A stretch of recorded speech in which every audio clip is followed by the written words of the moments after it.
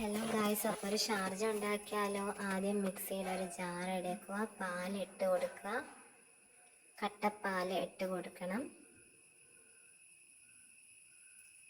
പിന്നെ അതിന് ശേഷം നമ്മൾ ഇതിൻ്റെ അകത്ത് പഴം ഇട്ട് കൊടുക്കുന്നുണ്ട്.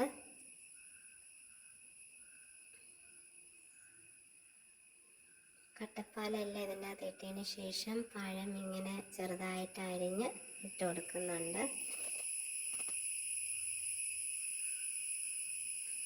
പഴമെല്ലാം ഇട്ട് കൊടുത്തതിന് ശേഷം നമ്മളിതിൻ്റെ അകത്ത് ബൂസ്റ്റിൻ്റെ ഇതും ഇട്ട് കൊടുക്കുന്നുണ്ട്.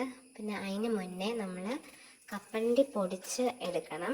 കപ്പലണ്ടി ഇതുപോലെ മിക്സിയുടെ ചെറിയ ജാറിലിട്ട് പൊടിച്ചെടുക്കണം. പൊടിച്ചെടുത്തതിന് ശേഷം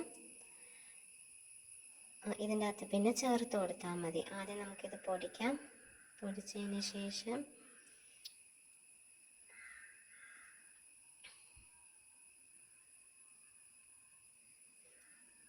പൊടിച്ച് കിട്ടിയിട്ടുണ്ട്. ഇങ്ങനെയാണ് ഞാൻ പൊടിച്ചെടുത്തത്. പൊടിച്ചതിന് ശേഷം അത് കഴിഞ്ഞിട്ട് ഞാൻ ഈ 5 രൂപയുടെ ബൂസ്റ്റിൻ്റെ പാക്കറ്റാണ് എടുത്തേക്കുന്നത്. പാലും പഴവും ബൂസ്റ്റിൻ്റെ പാക്കറ്റിൻ്റെ ഇത് പൊട്ടിച്ചിട്ടിട്ടുണ്ട്. പിന്നെ അത് കഴിഞ്ഞിട്ട് ലേശം പഞ്ചസാരയും ചേർത്ത് കൊടുക്കുന്നുണ്ട്. പിന്നെ ഇതെല്ലാം കൂടി നമ്മൾ മിക്സിക്കകത്തിട്ട് നല്ലപോലെ മിക്സ് ചെയ്ത് എടുക്കണം.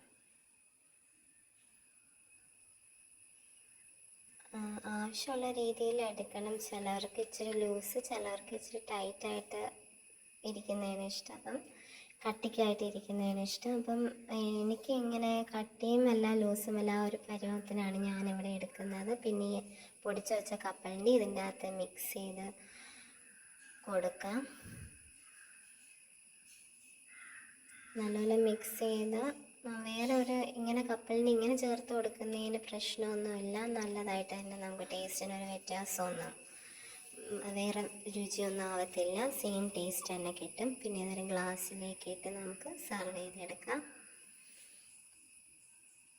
സെർവ് ചെയ്തതിന് ശേഷം ഒരു ബൂസ്റ്റിൻ്റെ പാക്കറ്റ് എടുക്കുക, ലേശം പൊട്ടിച്ചതിൻ്റെ മേളിലോട്ട് ഇട്ട് കൊടുത്താൽ ഇത്തിരി കൂടി ടേസ്റ്റാണ്.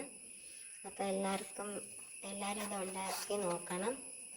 പിന്നെ എൻ്റെ ചാനൽ സപ്പോർട്ട് ചെയ്യണം, ലൈക്ക് ചെയ്യണം, ഷെയർ ചെയ്യണം, സബ്സ്ക്രൈബ് ചെയ്യണം. എല്ലാവർക്കും ഈ വീഡിയോ ഇഷ്ടപ്പെട്ടെന്ന് വിചാരിക്കുന്നു. Bye, thank U.